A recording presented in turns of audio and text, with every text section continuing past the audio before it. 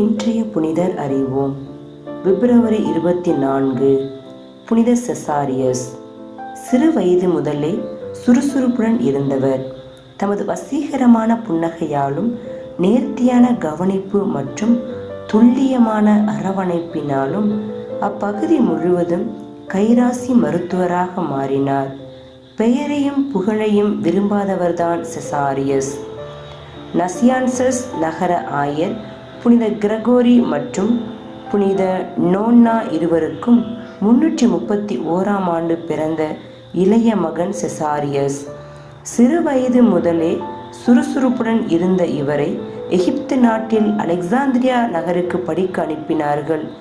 அங்கே வானியல், மருத்துவம் போன்றவற்றை கற்று புகழ்மிக்க மாணவராக திகழ்ந்தார். மருத்துவ பணியாற்ற கொன்ஸ்டாந்தினோபிலுக்கு 355ஆம் ஆண்டு சென்றார். தமது வசீகரமான புன்னகையாலும் அக்கறை மிகுந்த கவனிப்பாலும் எதிர்பார்ப்பற்ற அரவணைப்பினாலும் அப்பகுதி முழுவதும் கைராசி மருத்துவராக மாறினார்.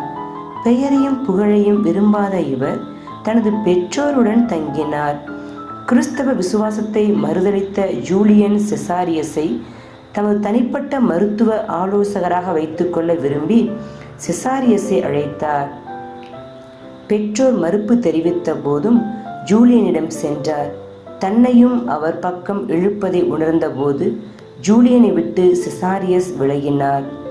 பேரரசர் வாலன்ஸ் பிரித்தானியா நாட்டின் கருவூல காப்பாளராகவும் நாட்டின் வரிகளை வசூல் செய்து நாட்டின் பொருள் வளத்தை பேணும் வருவாய் அதிகாரியாகவும் செசாரியஸை நியமித்தார். எல்லாம் நன்றாக சென்று கொண்டிருந்தது. திடீரென 368ஆம் ஆண்டு அக்டோபர் 11ஆம் நாள் நிகாயே பகுதியில் பயங்கர நிலநடுக்கம் ஏற்பட்டது. நகரம் முழுவதும் உருக்குலைந்து போனது. எங்கு பார்த்தாலும் அழுகுரல் நெஞ்சை பிளந்தது. அற்புதமாக காப்பாற்றப்பட்ட செசாரியஸ் மனக்கலக்கத்துடன் இருந்தார். தந்தையின் பெயரையே தாங்கியிருந்த செசாரியஸின் சகோதரர் கிரகோரி செசாரியஸை சந்தித்தார். அரசியல் வாழ்க்கையை துறந்துவிட்டு ஆண்டவரை தேடுமாறு அறிவுறுத்தி கடிதம் ஒன்றை எழுதினார். அண்ணனின் கூற்றில் இருந்த உண்மையை ஏற்று சிந்தித்த செசாரியஸ் தன் பதவியை துறந்து நல்ல கிறிஸ்தவராக வாழ ஆரம்பித்தார். திருமுழுக்கு பெற்றார். நிலநடுக்கத்தை தொடர்ந்து அந்த பகுதியில் பிளேக் என்னும் தொற்று நோய் பரவியது. இந்நோய்க்கு ஆளான செசாரியஸ் திருமுழுக்கு பெற்ற சில நாட்களிலேயே 369ஆம் ஆண்டு இறைப்பதம் அடைந்தார்.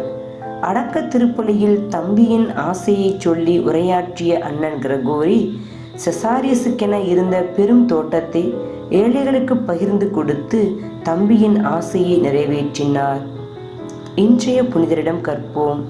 சரியான நேரத்தில் சரியான பாதையை நோக்கி உடன்பிறப்புகளை வழிநடத்துவோர் பேறு பெற்றோர்.